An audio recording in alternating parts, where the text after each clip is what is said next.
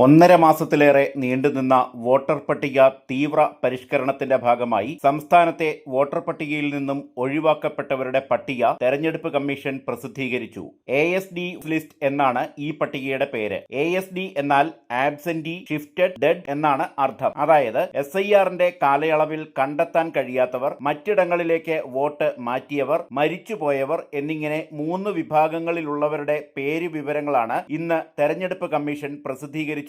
ഇതുവരെ ഏകദേശം 25 ലക്ഷത്തിലധികം പേരെ വോട്ടർ പട്ടികയിൽ നിന്നും ഒഴിവാക്കിയിട്ടുണ്ടെന്നാണ് വിവരം. ഇവരുടെ വിവരങ്ങളാണ് പട്ടികയിലുള്ളത്. ഒഴിവാക്കപ്പെട്ടവരുടെ പേര് വിവരങ്ങൾ സംസ്ഥാന തെരഞ്ഞെടുപ്പ് ഓഫീസറുടെ www.ceo.kerala.gov.in/asd-list എന്ന വെബ്സൈറ്റിൽ ബൂത്ത് തിരിച്ച് പട്ടിക ലഭ്യമാക്കിയിട്ടുണ്ട്. പൊതുജനങ്ങൾക്ക് ഈ വെബ്സൈറ്റിൽ ലോഗിൻ ചെയ്ത് നേരിട്ട് വിവരങ്ങൾ പരിശോധിക്കാവുന്നതാണ്. ഡിസംബർ 18 വരെ ലഭിക്കുന്ന വിവരങ്ങളുടെ അടിസ്ഥാനത്തിലാണ് പട്ടിക പ്രസിദ്ധീകരിക്കുന്നത്. എന്യൂമറേഷൻ ഫോമുകളുടെ ഡിജിറ്റലൈസേഷൻ ഡിസംബർ 18 വരെയുള്ളതിനാൽ ഇതിന്റെ അടിസ്ഥാനത്തിൽ എല്ലാ ദിവസവും പട്ടികയിൽ കൂടുതൽ പേരുകൾ ഉൾപ്പെടുത്തുമെന്നും തെരഞ്ഞെടുപ്പ് കമ്മീഷന്റെ വെബ്സൈറ്റിൽ പറയുന്നു. ഓരോ ബൂത്ത് തലത്തിലും മരിച്ചുപോയവർ, സ്ഥലത്തില്ലാത്തവർ, സ്ഥലം മാറിപ്പോയവർ, കണ്ടെത്താൻ കഴിയാത്തവർ തുടങ്ങിയവരെയാണ് പട്ടികയിൽ നിന്നും ഒഴിവാക്കിയത്. തക്കതായ കാരണങ്ങൾ ചൂണ്ടിക്കാട്ടി അപേക്ഷിച്ചാൽ വോട്ടർമാർക്ക് വീണ്ടും വോട്ടർ പട്ടികയിൽ പേര് ഉൾപ്പെടുത്താനാകും.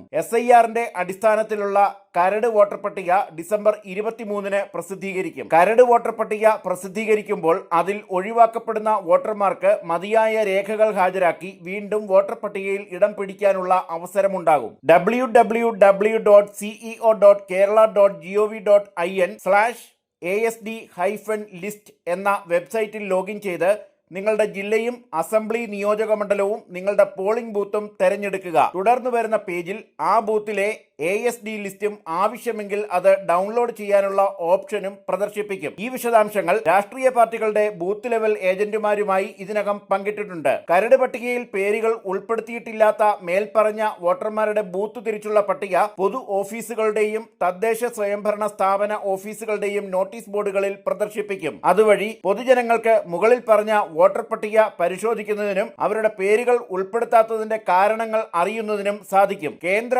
തെരഞ്ഞെടുപ്പ് കമ്മീഷൻ നിർദ്ദേശിച്ച പ്രകാരം ചീഫ് ഇലക്ടറൽ ഓഫീസർ ഈ പട്ടികകൾ CEOയുടെ വെബ്സൈറ്റിൽ ആക്സസ് ചെയ്യാവുന്ന ഫോർമാറ്റിൽ പ്രസിദ്ധീകരിക്കും.